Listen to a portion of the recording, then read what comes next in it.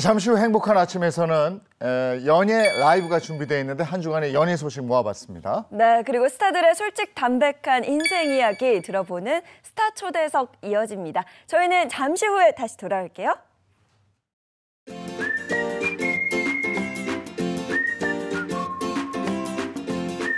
안녕하십니까. 행복한 아침 이재용입니다. 안녕하세요. 정예인입니다. 오늘은 4월 24일 수요일이고요. 연예 라이브 준비되어 있는데 선우은숙 씨가 혼인 취소 소송을 제기했어요. 네. 이 소식이 있고 황정민 씨가 건물을 샀는데 7년 만에 엄청 올랐대요.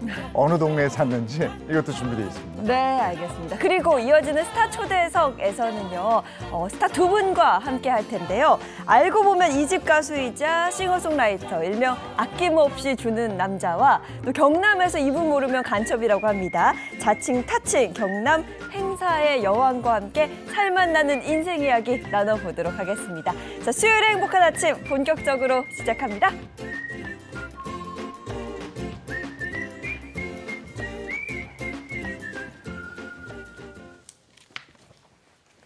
네, 화제 이슈를 발빠르게 전해드리는 모닝 브리핑부터 시작하겠습니다. 김성환 평론가와 함께합니다. 어서 오세요. 네, 안녕하세요. 네, 첫 번째 이슈부터 전해주시죠. 우리 카페에 가면 듣고 싶지 않아도 다른 사람의 목소리가 들리는 경우가 있잖아요. 네. 전화하는 소리도 들리는 경우가 있는데요. 대부분 그냥 무심코 흘려보내기 일쑤지만 때론 주의 깊게 들어야 할 필요도 있을 것 같습니다. 카페에서 다른 손님의 전화 통화 내용을 듣고 수상하게 여긴 한 시민이 112에 신고해서 7천만 원의 전화 금융 사기 피해를 막았다고 합니다. 신고자는 어떤 얘기를 듣고 이게 전화 금융 사기구나 이렇게 알게 된 겁니까? 이게 지난달 14일 성남의 한 카페에서 일어난 일인데요. 카페를 찾은 한 20대 여성이 건너편에서 또래 여성이 통화하는 음성을 듣게 됐다고 합니다. 이 여성은 저는 불법 웹툰을 본 적이 없어요. 이렇게 누군가에게 호소를 하더랍니다. 그러더니 계좌번호 같은 숫자를 말하는 걸 들었다고 하는데요. 뭔가 수상하다 이렇게 생각을 해서 혹시 전화금융 사기가 아니냐 이렇게 의심을 하고 카페 밖으로 나가서 112에 그러니까 경찰에 신고를 했다고 하는데요. 잠시 뒤 출동한 경찰이 와서 그 전화 통화를 한 여성한테 확인을 해봤더니 실제로 보이스피싱 사기범 조직원하고 통화를 한 사실이 확인이 됐습니다. 네, 직감이 정확하게 맞아 떨어진 건데 큰 피해를 막을 수 있어서 정말 다행입니다. 정말 큰일 날 뻔했는데요. 네. 더 큰 피해가 날 뻔했습니다. 왜냐하면 당시 피해 여성은 이미 이전에 통화를 했다 그래요. 그래서 카페로 가서 돈을 가지고 인출을 해서 카페로 가라 이렇게 얘기를 들었던 것 같은데요. 카페에 A4 용지 상자에 현금 7천만 원을 뽑아서 가지고 간 상태였다고 그래요. 그러니까 거기서 통화를 한 다음에 어디로 와라, 네. 그 돈을 건네라. 그러면 그냥 끝나는 상황이었던 거예요. 그러니까 만약에 신고를 하지 않았더라면 7천만 원을 날릴 뻔했다 이렇게 봐야 되는데요. 그러니까 신고한 여성의 말이 굉장히 의미심장합니다. 그러니까 내가 잘못 들었다면 그냥 사과하면 될 일이지만 만약에 보이스피싱이 맞았다면 돌이킬 수 없는 피해가 발생할 수 있었지 않았느냐 이렇게 신고 이유를 밝혔다고 하는데요. 이 성남 수정경찰서는 신고자에게 감사장과 포상금을 전달을 했고요. 그 피해자도 감사의 글과 함께 소정의 사례금을 전달했다고 합니다. 야, 그 신고 진짜 잘하셨네. 진짜 다행이네요. 예, 정말 감각 있어요. 예. 자, 다음 이슈 전해주시죠. 네. 서울의 한 아파트 단지에서 초등학교 고학년 남학생들이 8살 여학생을 따라다니면서 성관계 놀이를 요구한 사실이 알려져서 경찰이 수사에 착수를 했다고 합니다. 네, 듣기만 해도 너무 충격적입니다. 이게 어떻게 된 일인지 좀 자세히 전해주시죠. 그러니까 이번 사건은 아파트 입주자 대표회의 공문이 SNS를 통해서 공개되면서 알려졌는데요. 이 공문을 보면요. 초등학교 고학년인 남학생들이 여학생들을 따라다니면서 성관계를 하자, 돈 주겠다, 얼마만 되느냐, 라는 들의 말을 하면서 회유를 했다고 하는 내용이 쓰여 있다고 합니다. 피해자들이 왜 우리한테 이러느냐 이렇게 따지니까 가해자는 다른 애들은 엄마랑 같이 다녀서 안 된다. 너희가 딱이다. 뭐 이런 식의 얘기를 했다고 합니다. 야, 이거 아이고. 근데 이런 일이 처음이 아니에요? 또 있었어요? 그러니까 원래 이 남학생 한 명이 좀 주동자 같은데요. 한 명이 이 남학생이 학원차에서 내린 8살 이 초등학교 여자아이를 따라가서 놀이터로 유인을 한 다음에 자기 성기를 보여주면 내 것도 보자 뭐 이런 식의 얘기를 했다고 합니다. 이 여자 아이 입장에서 얼마나 놀랐겠습니까? 네. 그래서 자기 집 현관, 공동 현관으로 도망을 갔다고 합니다. 그러자 거기까지 따라 들어가서 CCTV가 없는 계단으로 가자 이러면서 어허. 무릎을 꿇고 빌기도 했다고 합니다. 아니 요즘 맞벌이 가정이 많아서 사실 부모가 24시간 아이 옆에서 케어할 수가 없거든요. 근데 이런 일이 있었다 정말 걱정입니다. 부모 입장에서 얼마나 걱정이 되겠습니까? 아유, 그럼요. 내가 없는 사이에 무슨 일이 일어날지 모른다 이런 생각을 할 수밖에 없는데요. 그래서 그런 불안감 때문에 경찰도 순찰을 강화했다고 하고요. 아파트 인근 태권도장에는 불안한 학부모들이 아이들한테 호신술을 좀 가르쳐주면 안 되겠느냐 이런 문의가 급증했다고 합니다. 또 가해자의 부모는 이번 파문이 커지니까 그 동네에서 살기 힘들지 않겠습니까? 이사를 가기 위해서 집을 매물로 내놨다고 하는데요. 이 가해 남학생은 촉법 소년이기 때문에 형사처벌은 어려운 상태고요. 다만 피해 학생의 부모가 가해 학생 부모를 상대로 민사소송을 제기를 해서 위자료를 청구는 할 수 있다고 합니다. 아이고 초등학생인데 이랬단 말이에요. 아유 놀라운 사건입니다. 네. 자 다음 미션 해주시죠. 요즘 월급 빼고 다 오른다라고 얘기할 만큼 물가 고통이 큰 상황이잖아요. 이제는 편의점 택배비도 오른다고 합니다. 많은 분들이 아마 걱정이 크실 것 같습니다. 편의점 택배비 인상 요인은 뭡니까? 그 양측의 주장이 좀 다른데요. 편의점 측은 편의점 3사가 독점 계약을 맺고 있는 CJ 대한통운에서 먼저 50원 인상안을 제시했는데 카드 수수료 등 간접 비용이 늘어나게 돼서 편의점 택배비를 100원 인상하게 됐다. 이렇게 이유를 설명했다고 하는데요. 그러니까 편의점 측이 자의적으로 올린 것은 아니다. 우리가 따로 돈을 더 인상을 하기 위해서 그렇게 돈을 받은 것은 아니다. 이런 쪽에 이제 항변을 하고 있는 건데요. CJ 대한통운 측은 이렇게 얘기합니다. 편의점 3사와의 계약에 한해서 지금 변동이 있는 것이고 국제유가, 인건비, 물류비가 다 올랐다. 그래서 우리가 그동안 편의점 측과 협상을 계속 벌여왔고 불가피하게 50원을 인상할 수밖에 없다 이렇게 통보를 했더니 편의점 측에서 여러 가지 것들을 돈을 합친 다음에 최종적으로 100원 인상안을 결정한 것이다.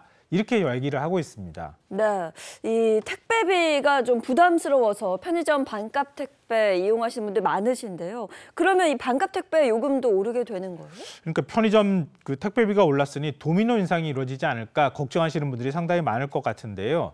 일단 이번 택배비 인상은 CJ 대한통운과 제휴한 편의점 3사 택배비에 한해서만 적용이 되고요. 편의점끼리 주고받는 반값 택배 그리고 대한통운이 아닌 이 택배사는 이번 인상에서 제외된다고 합니다. 맨날 뭔가 오른다는 얘기만 전하게 되네요. 그러니까요. 예, 다음 미션 해주시죠. 혹시 두 분은 노후 준비하고 계세요? 하고는 있죠.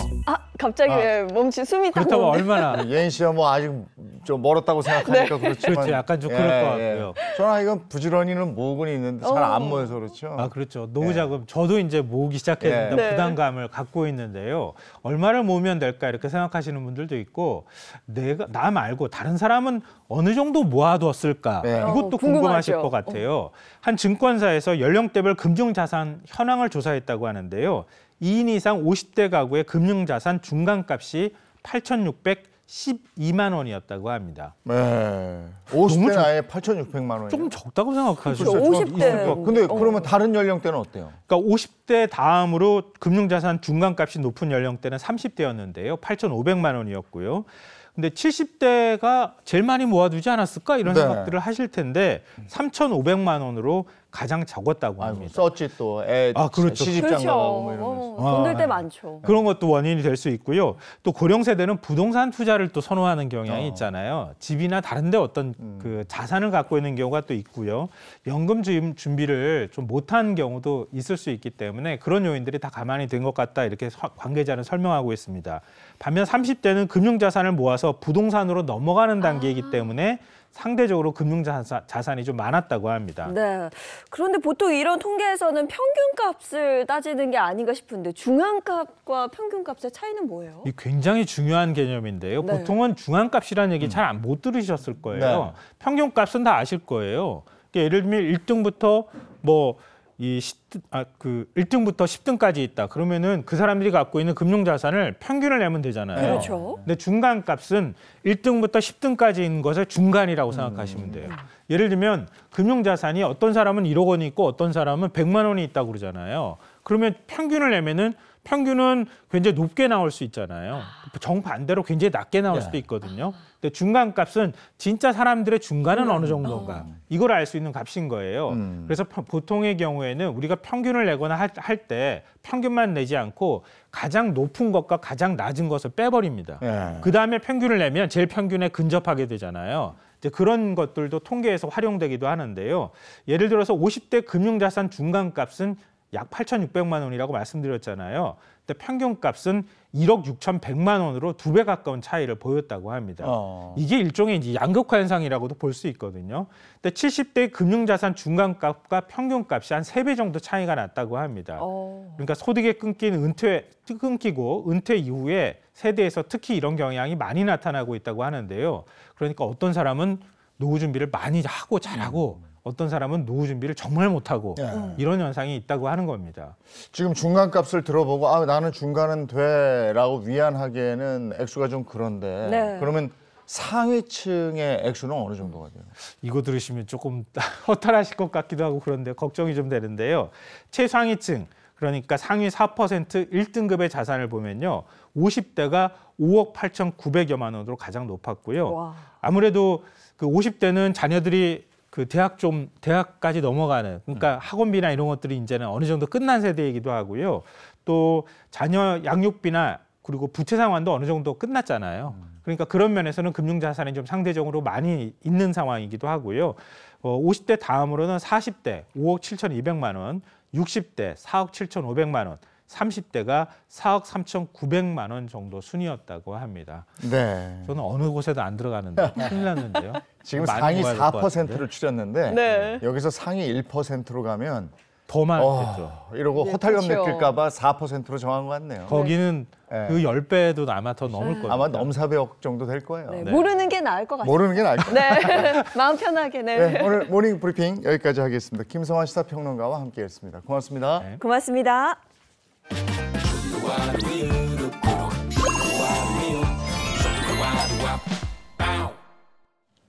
부모된 입장에서는 아이를 정말 물심양면으로 잘 키우고 싶죠. 그리고 특히 건강만큼은 잘 다질 수 있도록 도와주고 싶어서 다른 건 못해도 하루에 우유 한 컵씩은 먹인다. 이런 부모님들도 많이 계시더라고요. 네, 맞습니다. 하지만 흰우유 특유의 그 맛과 향 때문에 흰우유를 잘 먹지 않는 아이들이 꽤 많다고 하는데요. 그런데 이 우유를 거부감 없이 더 맛있게 즐길 수 있는 방법이 있다고 합니다. 화면으로 만나보시죠. 성장기 아이들에게 도움되는 음식으로 널리 알려진 우유. 단백질과 칼슘이 풍부하기 때문인데요.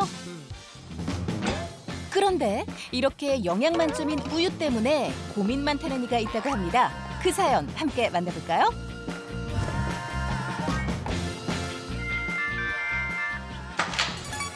안녕하세요. 들어오세요. 오늘의 의뢰인은 바로 김민주, 남규린 모녀. 예쁜 딸을 가진 엄마의 고민, 대체 뭔가요? 평소에 아이가 편식을 너무 많이 해서 이 채소를 잘게 이렇게 썰어서 눈에 안 보이게 넣어줘야 조금이라도 채소를 먹기 때문에 볶음밥을 하는 편이에요. 채소가 듬뿍 들어간 엄마표 볶음밥. 규린아, 밥 먹자. 오늘 엄청 맛있는 음식 했어. 맛있겠지? 밥알이라도 새는 건가요? 그래도 같이 먹어야지. 아, 채소 싫어. 맛없어. 아, 채소 밥에 다 묻었잖아. 그러니까 난 햄만 먹을 거야. 햄 말고 당근도 좀 넣어. 아, 싫어. 절대 싫어. 절대 싫어. 유빈이는 왜 이렇게 채소를 다 골라내서 먹는 거야? 채소는 맛도 없잖아요. 근데 햄은 엄청 맛있어요. 우유라도 먹을래? 싫어. 아니야. 우유 한 잔만 먹어. 너 싫어. 너무 안 먹었어. 바나나 우유도 바나나 우유. 아니야, 안 돼. 엄마 조금만 줄게. 싫어. 이거 먹으면 너 편의점 가서 맛있는 거 사줄게. 싫어. 안 먹으려고 그래도 조건을 걸고 하루에 한 잔이라도 먹이려고 노력하는 편이에요. 규린아, 제발 부탁해. 한 잔. 아, 싫은데. 반만 먹어, 반만. 반 들. 그러면 저녁에 고기 반찬. 고기가 널 기다리고 있다. 아니야, 반만 먹어, 반만. 절대 안 먹어. 안 돼, 그럼 너 고기 절대 안 돼. 안 줘도 되니까 절대 안 먹어. 우유 왜 이렇게 안 먹으려고 하는 거예요? 우유는 물이랑 맛도 다르고 이상해요. 거품도 많고. 그래도 몸에 좋잖아요.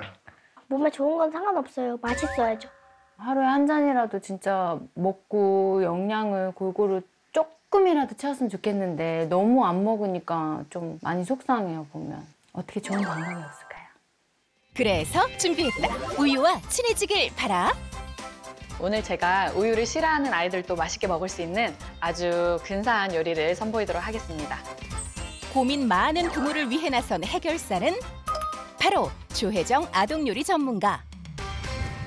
평소 최고의 요리를 선보이기 위해 식재료를 깐깐하게 고르는 그녀인데요. 어떤 우유를 선택할지 궁금합니다. 아무래도 우유는 신선해야 되잖아요. 그래서 국산 원유 100%인지 항상 확인하고 구매를 해요.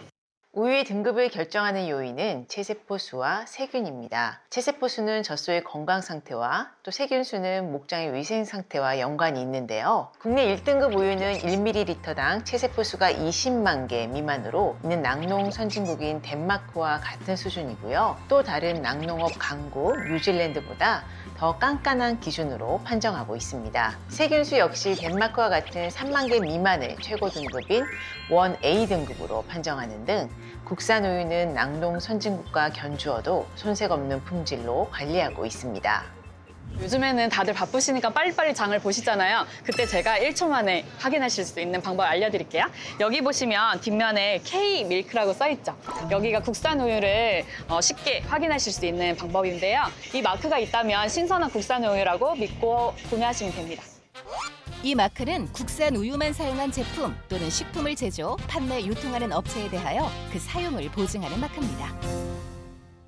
오늘 선생님이랑 같이 우유 요리를 한번 만들어 보려고 하는데 우리 규린이가 평소에 우유를 안 좋아한다고 들었어요. 맞나요? 네, 진짜 싫어요. 진짜 싫어요. 근데 오늘은 선생님이랑 요리를 하면서 맛있는 우유의 맛을 한번 느껴보고 앞으로 우유를 좋아할 수 있도록 선생님 한번 만들어 볼게요. 아이의 마음을 돌릴 요리는 바로 우유 카레 우동. 자, 먼저 카레가루를 숟가락으로 다 넣어주세요. 싹싹 긁어서 다 넣어주면 돼요. 우리 카레가루를 넣은 다음에 바로 불을 쓰지 않고 휘퍼를 이용해서 잘 한번 풀어서 섞어주세요. 처음 하는 요리지만 곧잘 하는데요. 규린아, 우리 우유도 우리 국산 우유를 먹으면 훨씬 더 신선하고 영양가가 풍부해요. 그래서 선생님은 오늘 우리 규린이를 위해서 국산 우유를 준비했어요. 국산 우유는 착유 후 적정 온도로 바로 냉각시킨 후에 외부에 노출되지 않은 신선한 원유 상태로 살균 처리만 거쳐서 2, 3일 내로 유통되는 시스템인데요. 유통기한도 11에서 14일 정도로 짧아서 안전하고 신선합니다. 신선한 우유에 카레가 잘 섞이면 냄비에 붓고요. 끓기 시작한 우유에 우동면을 넣고 익혀주면 한층 부드러운 식감의 카레 우동이 완성됩니다. 이번에는 우리 규린이가 좋아할 만한 디저트를 한번 만들어 볼게요. 오늘의 디저트는 젤라틴 없이 만드는 우유 푸딩. 아까 선생님이 설명했던 국산 우유 200g을 계량해서 한번 넣어볼까요? 우유 푸딩 만드는 법 정말 간단한데요. 우유에 전분 가루 등을 넣은 뒤 약불에서 점성이 생길 때까지 저어줍니다. 자, 이제 선생님이 여기 그릇에다가 조심조심 넣어줄게요. 여기서 끝이 아닙니다. 우유를 냉장고에서 굳혀주면 달콤하고 탱탱한 우유 푸딩 완성이요. 우유를 싫어하는 아이도 뒤돌아보게 만들 맛있는 국산 우유 요리. 오늘 우리 규린이가 선생님이랑 직접 2가지 요리를 해봤어요. 어땠어요? 재밌었어요. 재밌었죠? 혹시 먹어보고 싶어요? 네. 우유가 들어갔는데? 네. 이야, 좋아요. 한번 그러면 어떤 거부터 먹어볼까요? 이거요. 좋아요. 우유 카레 우동 한번 맛보도록 합시다. 우유를 싫어하던 아이의 마음을 사로잡을 수 있을까요? 우유 맛이 하나도 안 나요. 진짜? 네. 면이랑 카레 소스랑 처음 먹어보니까 약간 신기하고. 탱글탱글하고 신기하고 맛있지? 네. 누가 만들었어? 제가요. 우와, 진짜. 그럼 다음으로는 우리가 또 2번째로 맛있는 디저트를 만들었잖아요. 그쵸? 뭐였죠? 우유 푸딩. 우유 푸딩. 우와, 탱글탱글한데? 우유 푸딩 맛은 어때요? 쫀득쫀득하고. 네. 너무 맛있어요. 너무 맛있지? 이거 완전 쫀쫀하고 탱글탱글해요. 근데 이거 진짜 우유 넣은 거 맞아? 우유 200g 넣었어. 오, 기억하고 있어. 달달하고 너무 맛있어요. 그리고 선생님 아까 얘기했지. 여기 단백질이랑 칼슘이 풍부해서 우리 규린이가 튼튼하게 자라는데 도움된다고. 네. 앞으로 엄마랑 집에서도 한 번 더 해봐요. 네. 알았죠? 응. 아이의 성장을 돕는 국산 우유. 오늘 알려드린 방법으로 더 맛있고 건강하게 즐겨보세요.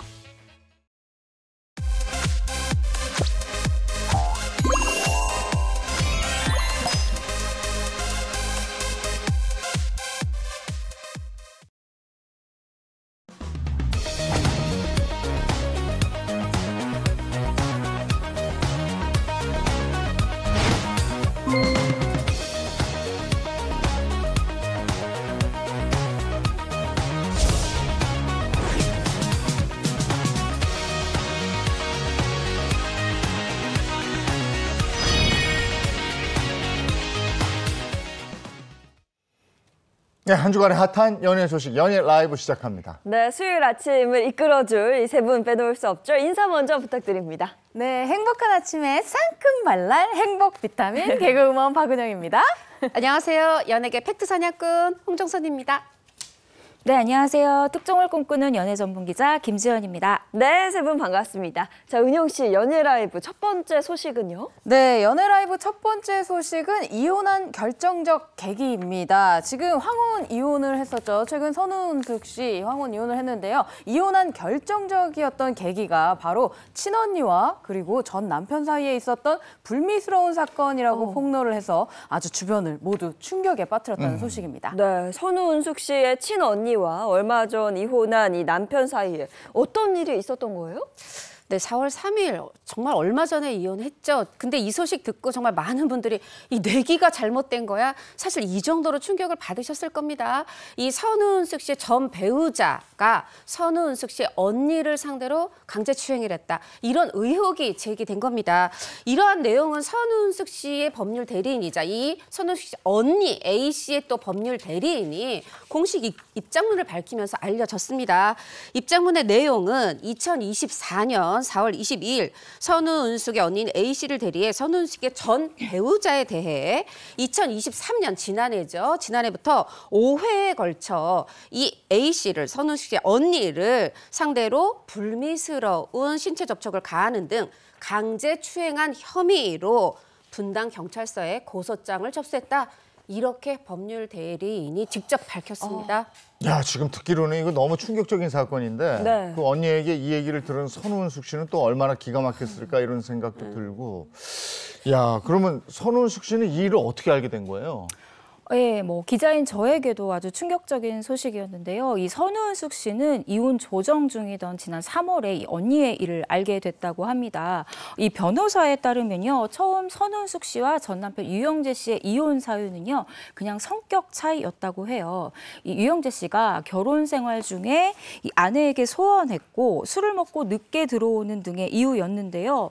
그런데 그럴 때마다 이 선우은숙 씨가 이 서운하다라고 얘기를 할 때마다 뭐 미안하다, 사랑한다, 잘하겠다라고 설득을 했기 때문에 그냥 처음에는 이혼을 취소하려 했다고 합니다. 그랬는데 결국 언니의 일을 알게 되면서 선우은숙 씨는 이혼을 선택하게 됐군요. 그렇죠. 제가 이제 개인적인 생각입니다만 선우은숙 씨 언니가 말하자면은 동생 그래도 황혼에 재혼해서 잘 사는데 나만 참으면 돼 하고 사실 지난해부터 일이 있었지만 참았던 것 같아요. 근데 이제 마침 나하고는 상관없이 이혼을 한다고 하니까 아 다행이다 이러고 있었는데 이혼 소송 취하를 한다고 하니까 이때 이제 얘기를 한 거죠. 이 소송 취하를 말리면서 아니야 사실은 이런 일이 있었어 하고 선우은숙 씨한테 알렸고 사실 기존에 선우은숙 씨가 한번 얘기를 할 때 본인 입장을 얘기할 때 굉장히 큰 충격에 혼절을 해서 병원에 실려가기도 했다 했는데 아 그래도 뭐 그 배우자 전 배우자 관련 사실의 충격이 어느 정도 충격일래 혼절 이랬는데 바로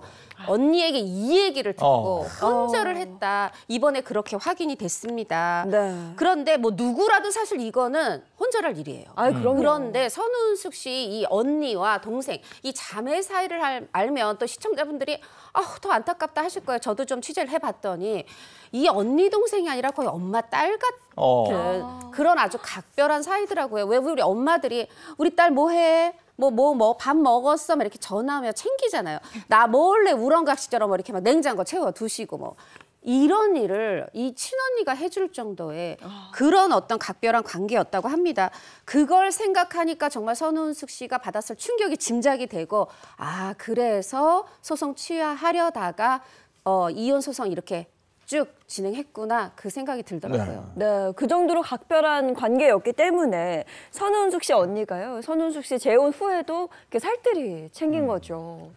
네, 맞습니다. 이 선우은 씨과 언니는요, 이 재혼 후에 더 친하게 지냈다고 합니다. 왜냐하면 동생이 좀 어렵게 재혼을 결심했기 때문에 걱정이 많았을 거 아니에요. 그래서 언니가 선우숙 씨에게 매일 전화해서 밥은 잘 챙겨 먹었니? 이 남편은 잘해주고 있니? 라면서 정말 매일 친정 엄마처럼 이 걱정하며 안부 전화를 했다고 해요. 그리고 뿐만 아니라 이 유영재 씨와 재혼을 결심을 했을 때 이 친언니가 신젓살림까지 사줬습니다. 뭐 세탁기도 사주고 건조기도 사주셨는데요. 또 언니가 이 선우숙 씨 집에 놀러 올 때마다 그렇게 생필품을 가득 사가지고 오셨다고 해요. 그래서 선우숙 씨가 그 물건을 받으면서 뭘 이렇게 많이 사왔어? 라고 얘기하면 너 스케줄 때문에 바쁘니까 마트 갈 시간 없잖아 라면서 정말 말 그대로 친정 엄마처럼 챙겼다고 합니다. 그래서 이 선우숙 씨의 이 충격이 더 큰 상황입니다. 근데 선우은숙 씨 전 남편은 여기 이런 것들에 대해서 뭐라 그래요? 사실 이제 그동안 침묵으로 일관했고 개인 방송하고 또 이제 지역 방송 라디오도 하고 또 애둘러서 본인의 어떤 뭐 그게 억울함인지 안타까움인지 또 이런 일상 뭐 행복이 뭐냐 행복의 조건이 뭐냐 이런 얘기들로 좀 간접적으로만 심경을 밝혀오다가 이제는 드디어 입을 열었습니다. 결론부터 말씀드리면 모두 부인입니다. 부인이라는 건 성추행, 뭐 삼혼, 사실혼 이런 걸 다 부인을 했다는 건데요. 하나씩 본인 입장, 이 선우은숙 씨 전 남편의 입장을 말씀을 그대로 드리겠습니다. 먼저 성추행과 관련해서 내가 이대로 죽는다면 더러운 성추행이 사실로 끝날 것이므로 법정 다툼을 하게 됐다. 이렇게 얘기를 했고요. 또 선우은숙 씨가 삼혼을 모르고 결혼했다. 이 부분에 대해서. 근데 사실은 이 부분은 보도의 내용이지 선우은숙 씨는 제가 세 번째 부인이 맞습니다 했지 삼혼을 모르고 했다고 직접적으로 표현한 적이 없고 사실혼 관계를 몰랐다 이렇게 얘기했다는 거 한번 짚어드리면서 이제 이 세간에 떠도는 뭐 혹은 보도된 선우은숙 씨가 삼혼을 모르고 결혼했다. 이 부분에 대해서는 이 전 남편이 이렇게 얘기하고 있습니다. 나는 처음 만나는 날 이게 두 번째 이미 그러니까 2번 결혼했었다는 것을 얘기했고 서로가 과거에 대해서 문제 삼지 않기로 했다. 말하자면 나는 삼혼 사실을 숨긴 적이 없다. 이렇게 강조를 했고요.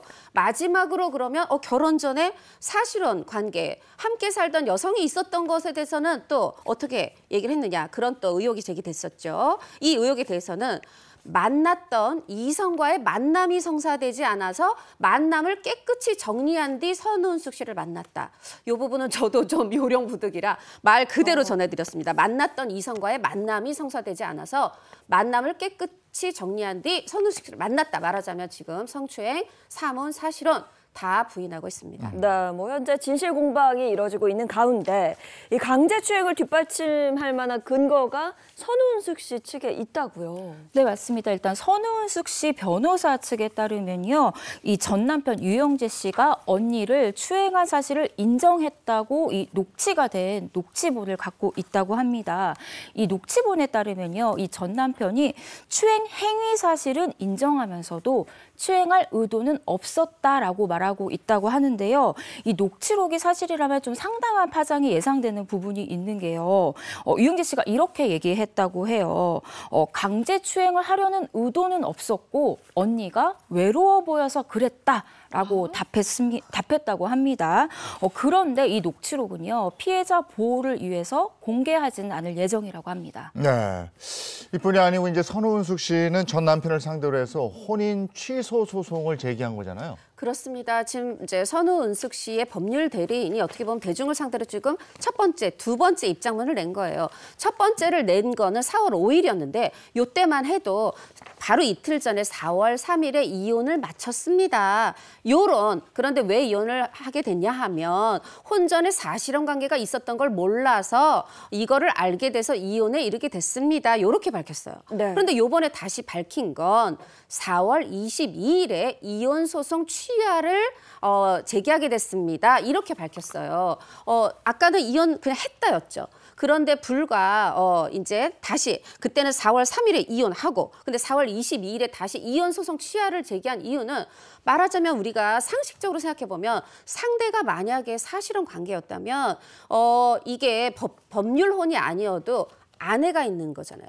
그런 사람과 말하자면 유부남과 결혼을 한다는 이 자체가 성립이 되지 않는다 법적으로. 법률 대리인은 이렇게 봐서 애초에 어떤 이런 그 혼인에 대한 혼인 자체를 취소 소송을 혼인 취소 소송을 내게 된 겁니다. 네, 그러면 손은숙 씨가 바라는 대로 혼인 취소 소송이 될까요? 어떻게 보세요?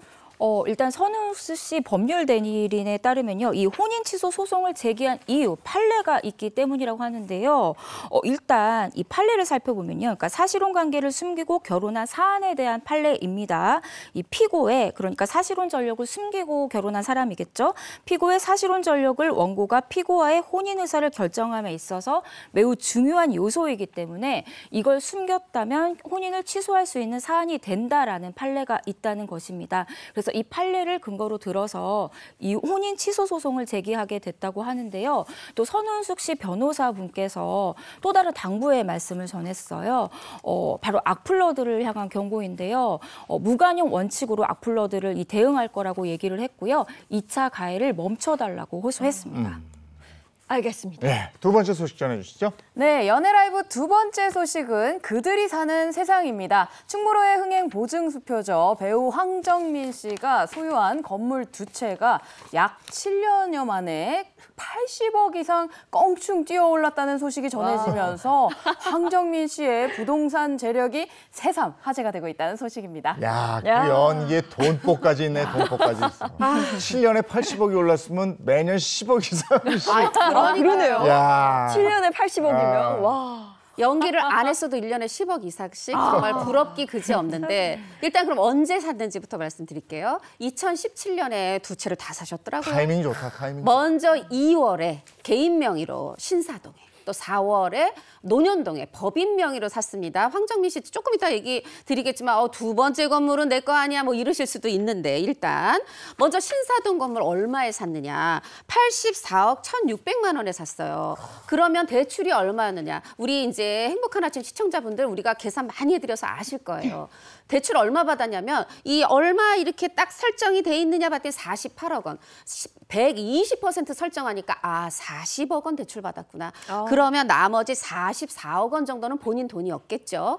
자, 요렇게 샀습니다. 그런데 그러면 궁금하신 건 지금 얼마냐. 53억 원이 올랐어요. 137억 원.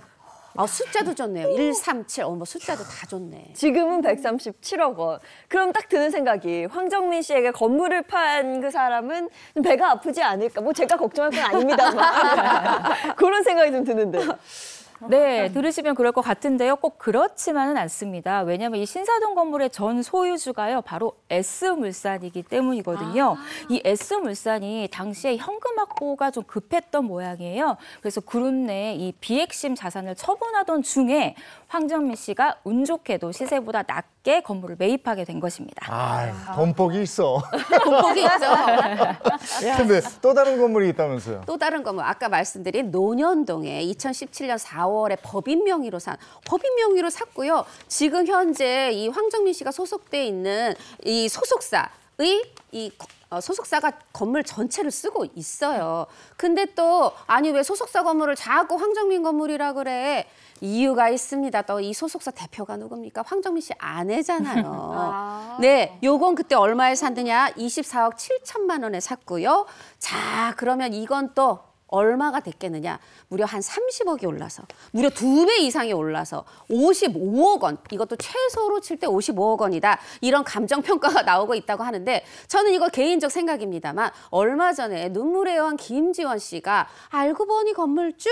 우리 오늘 코너명하고 똑같이 63억 원의 건물주다 이런 보도가 나왔거든요. 그러면서 끝에 한 줄이 뭐가 나왔냐면 요 뒤에 황정민 씨가 27억 원에 산 건물 있어요. 그 건물 바로 앞에 건물이 김지현 씨 건물이에요. 이런 보도가 났는데 마치 해명이라도 하듯이 27억 원 아니야. 55억 원이야. 그리고 137억 원짜리 또 있다니까.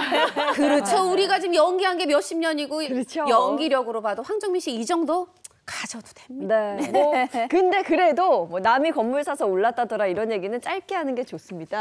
네네. 자, 세 번째 연애 소식 바로 만나보죠. 네, 연애 라이브 세 번째 소식은요. 다작의 아이콘입니다. 지난해 다양한 TV 프로그램에서 가장 많이 활약한 연예인은 누구일까요? 바로 방송인 전현무 씨라고 하는데요. 2023년 통틀어서 한 해 동안 21개의 고정 프로. 와, 고정 프로에 출연해서 아주 놀라움을 자아냈다는 소식입니다. 야, 2023년 한 해 동안 21개의 고정 프로. 우리는 알잖아요. 그거 하나 하는데도 굉장히 힘든데. 와, 대단합니다. 지금은 그런 고정 프로그램이 몇 개나 되나요? 아주 부러운 얘기인데요. 전현무 씨가 4월 초 한 방송에 출연해서 지금 출연하고 있는 프로그램이 9개다라고 얘기를 했는데 이후에 변동이 있었습니다. 전현무 씨 SNS에 들어가 보니까요. 11개로 늘어났다고 와. 직접 글을 남기셨다고 하더라고요. 근데 제가 오늘 기준으로 직접 한번 체크를 해봤습니다. 현재 고정 중인 프로그램과 그리고 앞으로 출연할 프로그램을 전부 다 세어보니까요. 총 10개였습니다. 일주일에 10개. 하나 더 하고 싶으셨나 봐요. 그러면 출연료는 얼마나 돼요? 아니 평상시에 우리 최정아 기자가 있을 땐 최정아 기자가 이 금전 담당이어서 제가 사실 돈과 거리 있게 사는 제가 돈 얘기할 필요가 없었는데 오늘 참 곤란합니다. 네. 그래도 또 시청자분들 위해서 말씀드리면 일단 전현무 씨가 성실 신고할 것이고 국세청도 다 보고 있을 거기 때문에 그래도 한번 좀 최소로 잡아봤습니다. 네. 회당 출연료를 1,000만 원으로 할 때. 자 그러면 한 달이 4주예요. 그럼 4천만 원 프로그램이 10개요. 4억 원. 1년이 12달이니까 48억 원인데 방송 출연만 하지 않고 광고도 해요. 막 50억, 60억 막 이렇게 막 올라가는 소리가 들리죠. 그러나 소속사하고도 나눠야죠. 세금도 나눠야죠. 그래도 절반은 남지 않겠어. 이제 이런 얘기 속에 제 얘기가 아니고요. 여러 곳에서 전현무 연봉 30억 설입니다. 설. 이런 소리 돌고 있습니다. 그 정도 이상 되겠는데. 충분히 제가 그 이상 될 것 같아요. 잡는다고 말씀드렸어요. 네, 최소로. 은영 씨랑 저랑 입 방 찢어질 뻔했는데. 다 무너지지가 않네요. 근데 저는 평생 벌어야지 이 돈 벌 거. 그러니까요. 평생. 1년에 건물 하나네. 1년에 하나씩. 진짜. 근데 저는 진짜 신기하고 놀라운 게 그 많은 스케줄이 이게 조율을 한다는 것도 굉장히 놀라워요. 어떻게 할까요? 그러게요. 일단 중요한 건 전현무 씨는 부자라는 거지만 최근 제가 전현무 씨를 행사에서 우연히 본 적이 있어요. 근데 워낙 스케줄이 많다 보니까 다크서클이 다시 조금 드리워지셨더라고요. 그만큼 좀 살인적인 스케줄을 소화하고 계시는데 월요일부터 정말 일요일까지 말 그대로 TV만 틀면 전현무 씨가 나오고 있는데요. 그중에서도 가장 많이 볼 수 있는 요일은 역시 금요일일 것 같습니다. 현재 고정 프로그램 2개가 금요일 밤 9시 10분 그리고 11시 10분에 각각 방영이 되고 있는데요. 이번 주 금요일부터 또 새로운 프로그램이 금요일 날 들어갔습니다. 8시 40분에 전현무 씨의 모습을 볼 수 있다고 해요. 그러니까 불금에는 8시부터 잠이 들 때까지 전현무 씨의 모습을 볼 수가 있는 건데요. 이 스케줄을 대체 어떻게 소화하냐 제가 한번 직접 물어봤는데요. 바쁜 스케줄 속에서도 어쨌든 최상의 컨디션으로 시청자와 만나기 위해서 체력 관리를 위해서 운동을 틈틈이 하고 있다고 합니다. 정말 프로가 아닐 수 없습니다. 그럼 스트레스가 쌓이기도 할 텐데 그걸 어떻게 푼대요? 먹는 걸로 푼다고 합니다. 그것도 매운 걸로 푼다고 그래요. 근데 어찌나 소문이 났는지 단골 순댓국집에 가면 알아서 얼큰 순댓국 가져오면서 양념 추가 기본, 청양고추 2통 가져오고 심지어 후추통까지 들고 온다고 전현무 씨가 직접 밝혔습니다. 네, 오늘 연예 라이브 부러운 소식이 참 많네요. 자, 지금까지 연예 라이브 살펴봤습니다. 오늘 함께해 주신 김지연 기자 고맙습니다. 네, 감사합니다. 고맙습니다.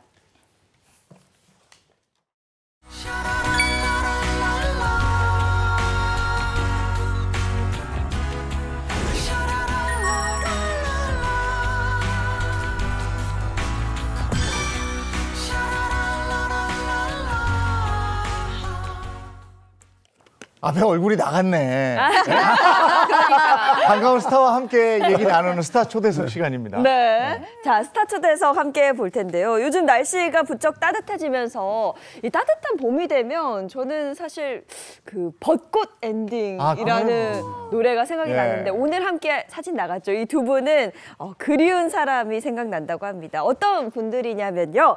자, 뒤늦게 트로트 가수로 변신한 최홍림 씨와 경기도 행사의 여왕에서 이제는 전국 행사의 여왕으로 거듭날 배진아 씨입니다. 반갑습니다. 안녕하세요. 반갑습니다. 안녕하세요. 반갑습니다. 행복합니다. 세상에. 아니 오늘은 가수로 나오셨어요. 그러니까요. 제가 직업이 또 개그맨, 프로골퍼, 가수. 그래서 이제 가수는 아주 신인이라 사실 되게 떨려요. 근데 가수라는 말이 앞에 붙으니까 사실은 되게 좋아요. 근데 우리 배진아 씨 경상도 아니에요? 경상도? 네, 경기도가 아니고 경상도 행사로 아, 실수했네요. 행사가 있는 곳이라면 맨발로 어디든 달려갈 준비가 돼 있는 저기 배 지나가네 가수 배진아입니다. 안녕하세요. 이름 확 귀엽다. 배 지나가네. 배 지나가네. 김혜연 씨가 행사의 여왕이었잖아요. 네. 이제 김혜연 씨는 이제 조금 시니어로 남아야 되고 배진아 씨가 이제 막 행사의 여왕. 아니 그러면 뱀이다 이것처럼 배 지나가네로 뭐를 하나 이렇게 리듬을 만드시면 좋을 것 같아요. 지나가네. 배지나 칭칭나네 배지나 칭칭나네. 두 분 오시니까 그냥 여기가 완전 봄이 된 것 같아요. 우리 최홍림 선배님도 이제는 가수로 이제 전환을 하시겠다고 아주 본격적으로 선언을 지금 하시는 것 같아요. 네. 너무 좋습니다. 최홍림 씨는 정말 도전의 아이콘이에요. 도전의 아이콘이죠. 뭐 일단 프로골퍼 2006년에 프로골퍼도 하셨고, 그쵸? 네. 그리고 지금 또 사실 지난해 아끼지마라는 노래로 맞습니다. 지난해 또 트로트 가수의 도전장을 내셨고, 아니 이분은 어떻게 이렇게 에너지가 어떻게 꺼질 줄 모르나 제가 다 놀라운데 그리고 사실 오늘 의상도 제가 이런 광고 문구를 봤어요. 봄에는 핑크색을 입으면 어려 보여요. 맞아. 근데 딱 핑크색 입고 나오신 거예요. 맞아. 그 벚꽃 앞에서 사진 찍으면 어려 보이잖아.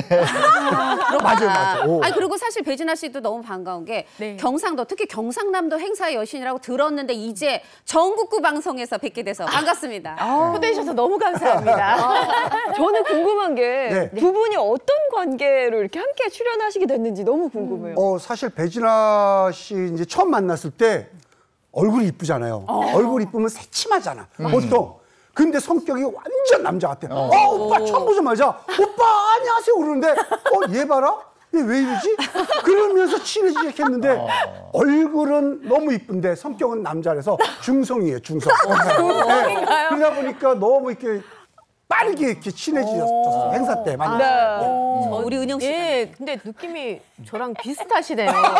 아니 저는 모 방송 프로그램에 MC로 오셨고 저는 초대 가수로 갔었거든요. 근데 처음에 너무 편하게 처음부터 진아야 막 이렇게 불러주시니까 저도 모르게 네 오빠 이렇게 얘기가 나오더라고요. 그때부터 너무 허물없이 대해주셔가지고 그날부터 진짜 뭐 SNS 친구가 되면서 계속 교류를 하면서 지금은 같은 트로트 가수의 길을 가는 트로트의 벗으로서 잘 지내고 있습니다. 저희 뭐 신곡도 한 작사 작곡한테 받은 거예요. 같은 분한테. 지금 이렇게 또 트로트의 벗이라고 말씀을 하는데 제가 그래서 두 분이 서로 얼마나 잘 알고 계시는지 다 알지 무슨 얘기예요. 제가 그래서 검증 들어가 보도록 하겠습니다. 우정 테스트를 또 준비를 했거든요. 자, OX 퀴즈를 내보도록 하겠습니다. 자, 두 분 다 질문하시는 거에 O 아니면 X를 들어주시길 바라겠습니다. 첫 번째 질문입니다. 최홍림 씨에게 신장 이식을 해준 사람은 둘째 누나다. 이거 어려운데? 이거 많은 분들이 알아요. 하나, 둘, 셋, 보여주세요. 자신 있습니다. 정답은요? 네, 정답 맞아요. 정답 맞습니다. 아니 근데 배진아 씨 대단해요. 왜냐하면 기사가 둘째 누나, 셋째 누나를 막 나눠서 누나 중에 둘째 이렇게 전체 남매 중에 셋째에서 막 나눠 있거든요. 와 정확히 알고 계세요. 이 얘기는 뒤에 구체적으로 나누도록 찐친. 하고요. 자, 두 번째 퀴즈 가겠습니다. 자, 두 번째 퀴즈 한번 보여주시죠. 배진아 씨는 데뷔 전에 9급 공무원이었다. 하나, 둘, 셋, 들어주세요. 자, 정답은? 아유, 정말 장. 배진아 씨 정답은? 깜짝 놀란다. 정답 궁금한데요? X입니다. X. 네. 아니 왜 그렇게 생각하셨어요? 공무원이었다고 그랬잖아. 공무원 시험 준비를 했다고 했죠, 오빠. 제가 합격을 하지는 못했고요. 오. 네, 제 전공은 다른 겁니다. 그래? 뭐였어요? 뭐였을까요? 여기도 퀴즈예요? 퀴즈. 제가 얼른 정답 말하겠습니다. 뭐죠? 소방학. 맞습니다. 진짜? 네. 의상학 이런 게 아니고 나 소방. 공무원 된 줄 알았어. 네, 소방학을 전공을 했고요. 전공은 했지만 졸업을 하고 사회생활 한 1년 정도 소방 설계 일을 하다가 소방 설계 회사. 네네 적성에 좀 맞지 않아서 그리고 저는 노래를 해야 되니까 다른 길을 또 택했습니다. 알겠습니다. 간단하게 두 문제로 우정 테스트 해봤고요. 네. 본격적으로 최영림 씨와 배진아 씨 집중 탐구하는 시간 가져보겠습니다. 네, 집중 탐구 두 분에 대한 첫 번째 이야기 바로 내가 노래하는 이유 부모님입니다. 부모님? 부모님. 부모님의 영향을 받아서 노래를 한다? 네. 부모님이 가수셨나요? 그렇진 않군요. 저희 첫 곡은 2023년 7월 달에 나왔는데 아끼지 마라는 노래가 나왔는데 저희 아버지, 저희 어머니를 보면 저희 아버지는 보통 이렇게 1년에 1억을 벌면 보통 남자들이 자식이 5명이니까 한 뭐 8천만 원 주고 2천만 원 경조사 이게 보통 남자인데 저희 아버지는 안 그러셨어요. 딱 1억을 벌면 여보 2천만 원 써. 그리고 8천만 원 돈이 있었던 거야. 근데 그게 너무 자식들은 우리 아버지 왜 저러지 그런데도 자식한테 돈을 너무 잘 쓰고 사람들 잘 쓰니까 주위에 사람이 너무 많은 거예요. 어떡해. 근데 우리 엄마 입장에서는 저 인간이 왜 나는 애들이 많은데 안 주고 왜 혼자 저렇게 행복하게 잘 살까? 엄마는 늘 답답했고. 근데 아버님이 이제 당뇨에 걸려서 돌아가셨는데 아버님 유품을 정리하는데 좋은 물건들이 너무 많은 거야. 시계부터 시작해서 막 소위 너무너무 좋은 거야. 근데 그걸 바라보는 자식이 우리 아버지는 왜 자식한테 이런 거 안 주고 왜 본인만 행복해? 이렇게 화낼 것 같죠. 천만의 말씀이에요. 아버지 잘 사셨어요. 아버지 인생 정말 잘 사셨어요. 우리 엄마도 그거 보더만 아유 여보 당신 아유 잘 살았네.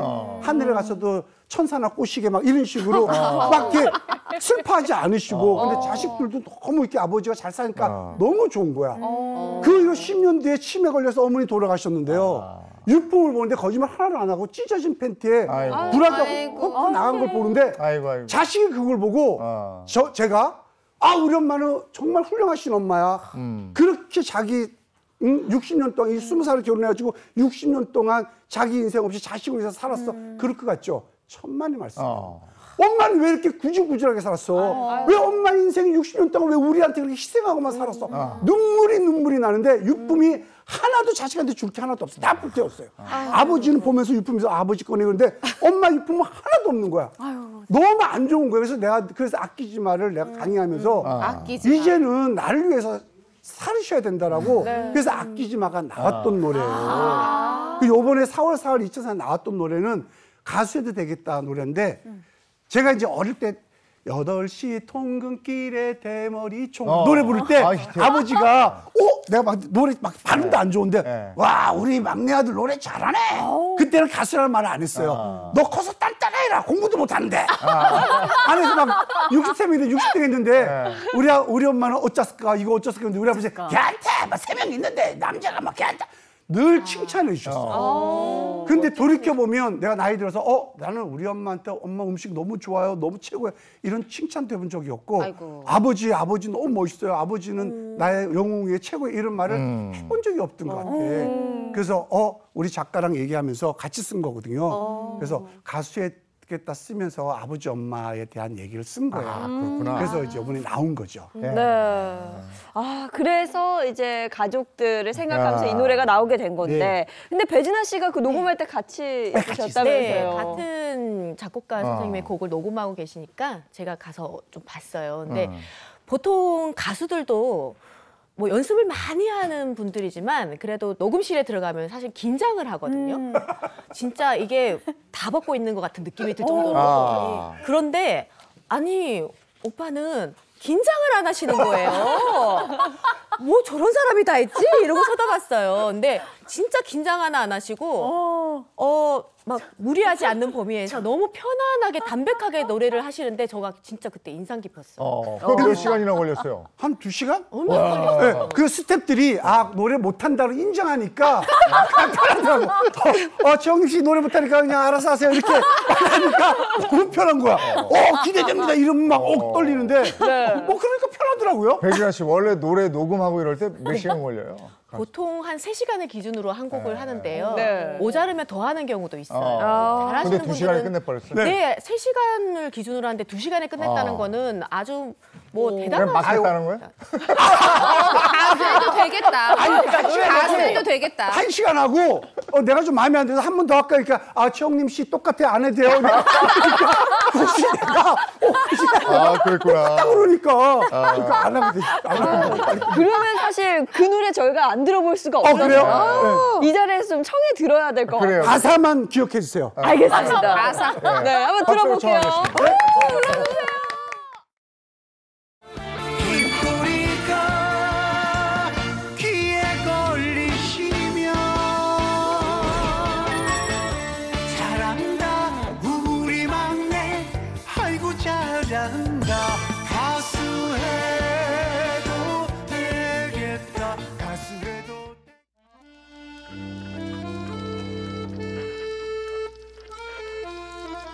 와, 우리 막내 아들 노래 잘하네. 가수 해도 되겠다. 아버지, 정말입니까? 그럼.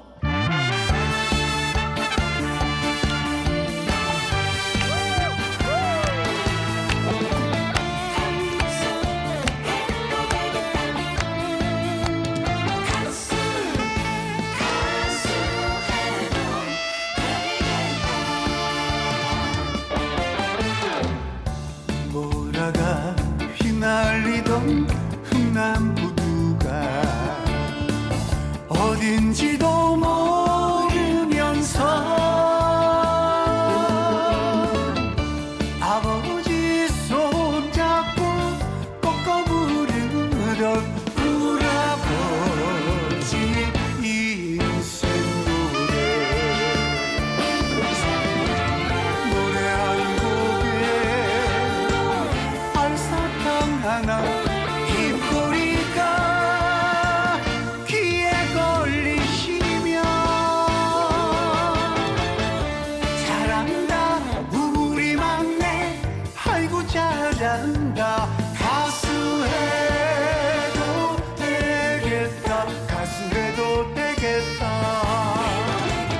트로트를 부르면 꺾어 부르면 아버지가 그리워져요.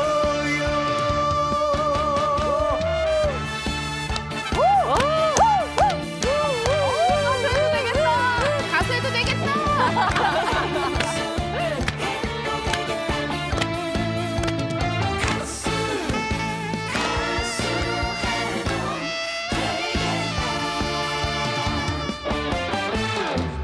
아가씨가 슬피 우는 이별 정거장 어딘지도 모르면서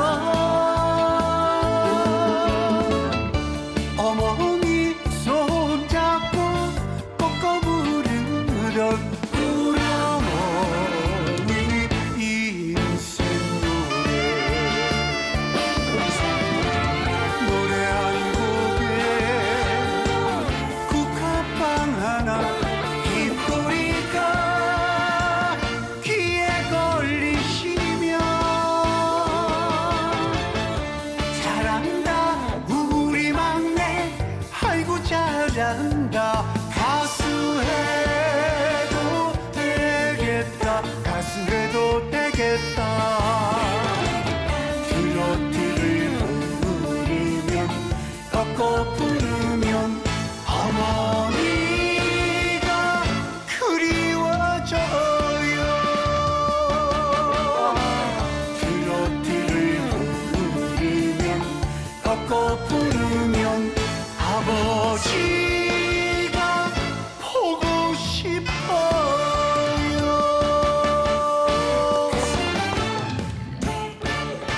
와, 야, 그래도 되겠다.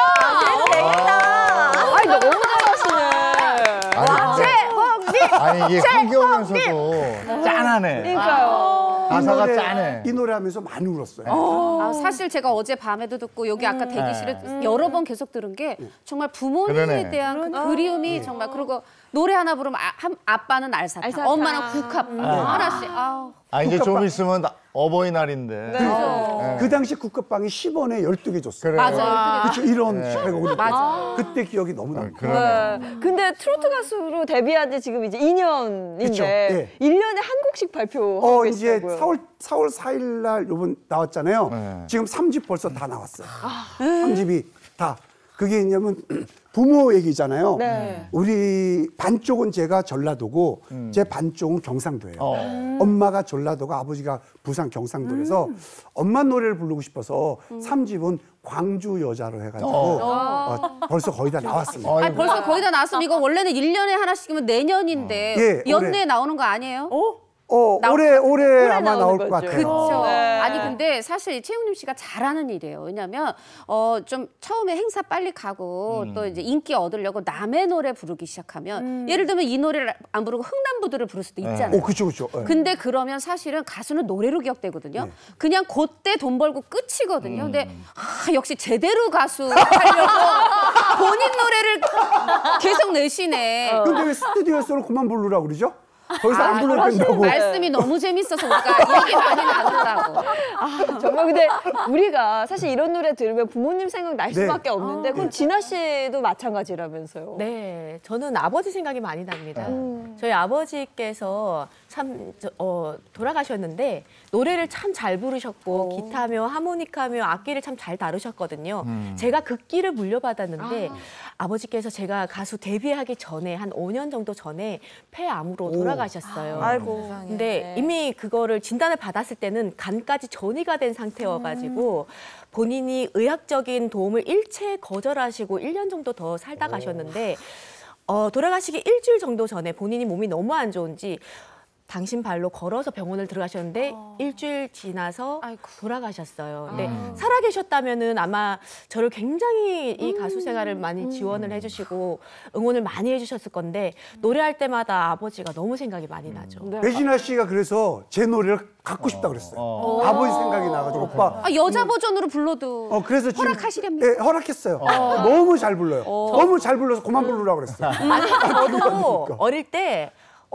부모님이 주변 어른분들이 너 가수 해도 되겠나 그쵸, 이 얘기를 예, 저도 맞아요. 정말 많이 듣고 자랐거든요. 그래서 가사를 들으면서 이 노래 내 이야기 같은데 그러면서 또 가사도 너무 쉽고 멜로디도 쉽고 중독성이 있어가지고 제가 작곡가님한테 이 노래 여자 버전으로 좀 만들어주세요라고 했었었죠. 근데 아버지가 돌아가신 다음에 제일 또 기억에 나는 게 아버지 기침 소리라고. 예, 폐암으로 돌아가시다 보니까 평소 살아계실 때 기침을 좀 많이 하셨어요. 그때는 살아계실 때는 그 기침 소리가 너무 듣기가 마음이 아팠거든요. 근데 돌아가시고 나니까 그 기침 소리마저 그립더라고요. 당신 몸은 뒷전이셨어요. 가족들 챙기시느라고. 그때 제가 그냥 병원을 좀 모시고 갔으면 얼마나 좋았을까.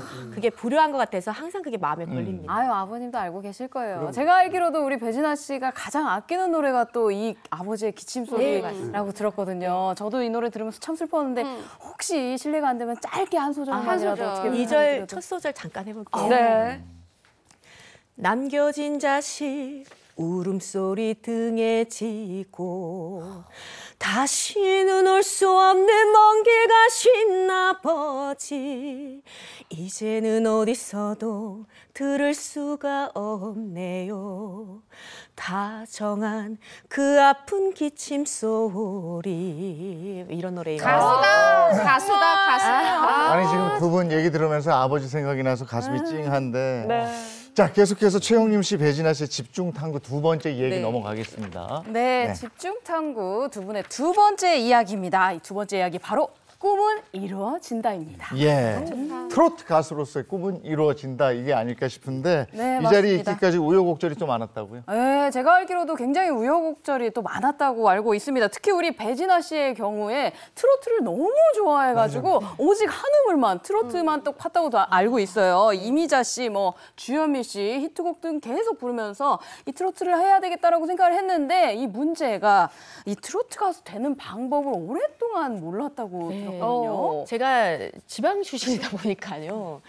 어떻게 하면 가수가 되는지를 잘 몰랐어요. 근데 언니가 서양화가 배달넷인데 언니 지인분 중에서 이 연예 기획사를 하시는 분들이 계셨던 거죠. 그래서 고등학교 3학년 때 수능을 쳐놓고 바로 무조건 상경을 해서 제가 오디션을 봤어요. 근데 그 당시에 뭐 이미자 선생님의 동백아가씨 그리고 주병선 선배님의 칠갑산 이런 노래를 불렀더니 무슨 어린애가 트로트를 하냐고 그냥 댄스 가수 하면은 같이 하자.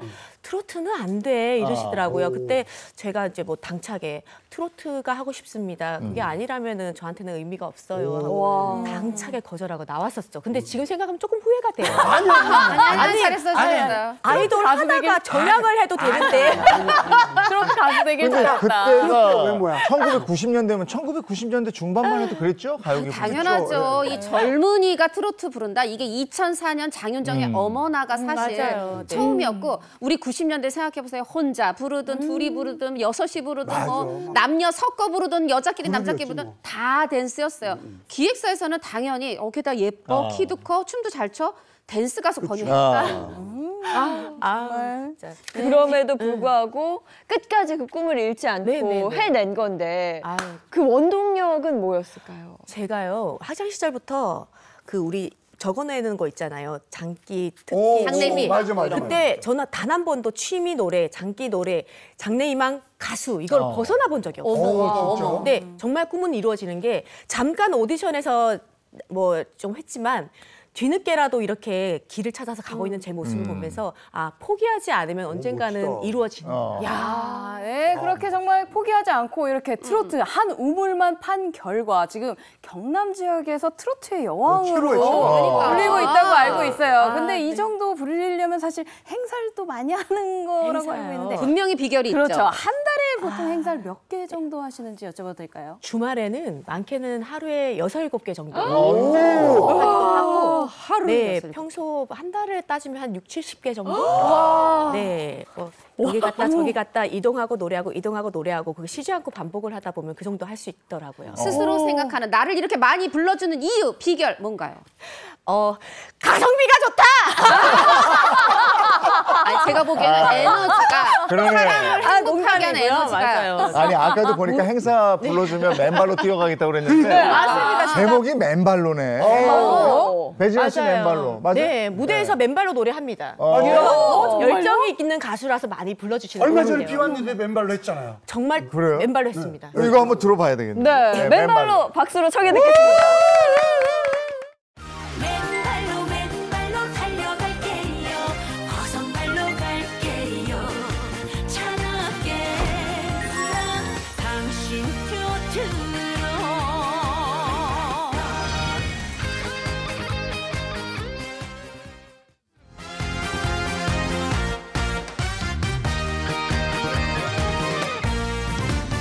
맨발로 달려갈게요.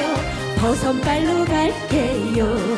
찬하게 나 당신 곁으로. 이래도 쿵짝 저래도 쿵짝 쿵짝이 잘 맞네. 제대로 임자 만났네. 보고 있어도 보고픈 당신 어쩌면 좋아요.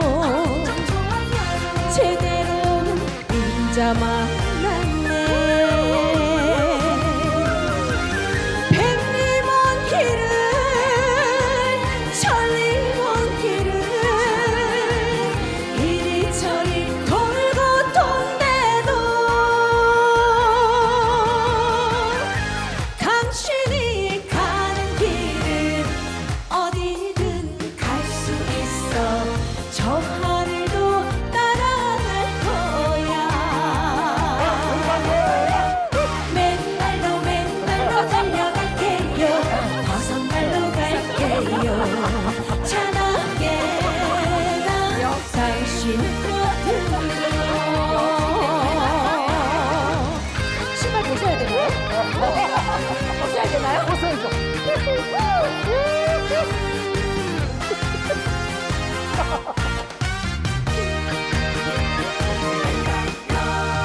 이래도 쿵짝 저래도 쿵짝 쿵짝이 짝이 잘 맞네.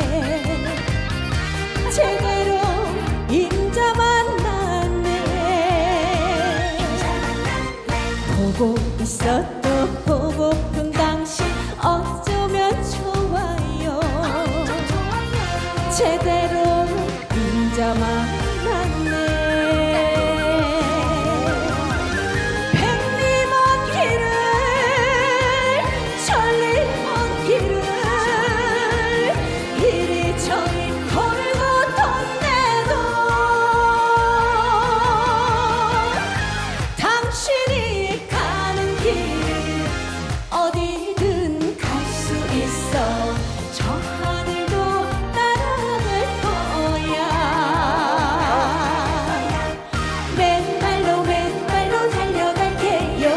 버선발로 갈게요. 차갑게 당신 곁으로. 맨발로 맨발로 달려갈게요. 버선발로 갈게요. 차갑게 당신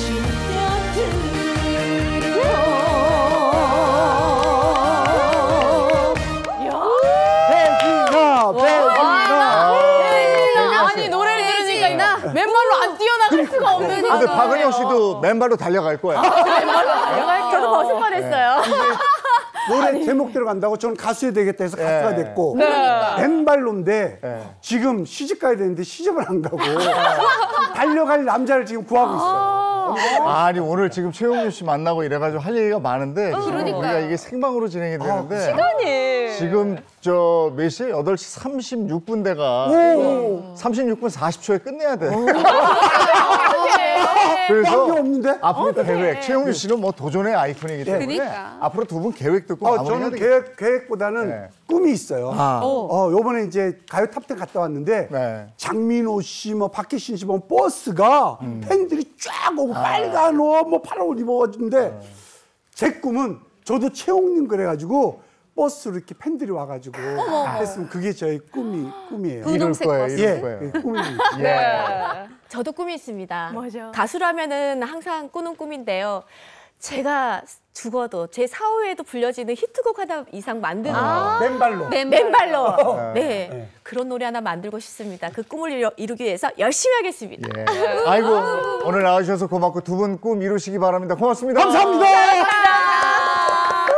자, 그러면 저희는 날씨 보고 돌아오도록 하겠습니다. 마지연 기상캐스터 나와주세요. 네, 상암 DDMC 앞입니다. 현재 이곳 상암동에도 비가 오고 있습니다. 오늘 나가실 때 우산 꼭 챙겨주시고요. 출근길 빗길 운전도 조심하시기 바랍니다. 오늘 오후까지 전국에 비가 올 텐데요. 비구름의 이동 속도가 빨라서 양 자체는 많지 않겠습니다. 대부분 지역이 5에서 20mm 정도입니다. 다만 이번 비는 짧지만 강하게 오겠습니다. 대기 불안정으로 돌풍과 벼락이 동반되겠고요. 곳곳으로 쌀아구박도 떨어질 수 있겠습니다. 오늘 전국적으로 바람도 강하겠습니다. 순간적으로 초속 15m를 넘는 곳이 많겠는데요. 안전사고 발생하지 않도록 유의하셔야겠습니다. 네, 오늘 찬 공기가 유입되면서 낮 기온이 반짝 떨어집니다. 서울 17도, 광주 19도 등 20도를 밑돌겠는데요. 바람도 불어서 더 쌀쌀하게 느껴지겠습니다. 비가 그치고 주 후반에는 대체로 맑겠습니다. 제주에만 비가 한 차례 오겠고요. 기온도 오름세를 보여서 다시 초여름 날씨가 찾아옵니다. 날씨였습니다.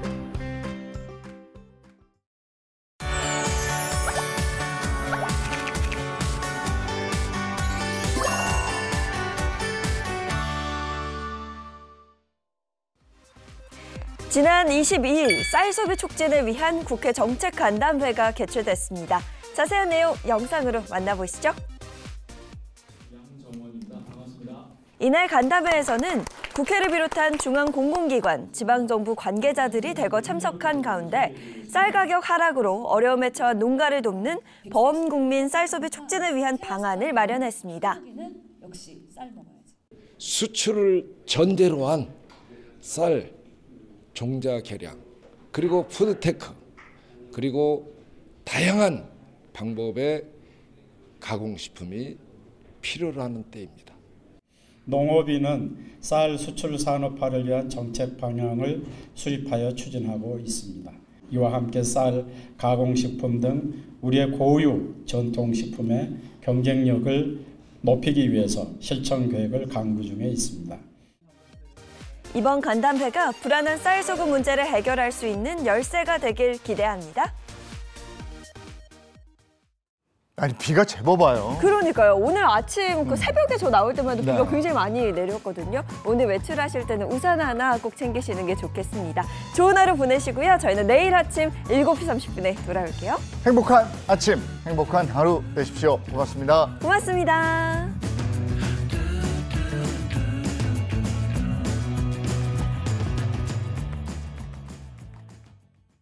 채널 A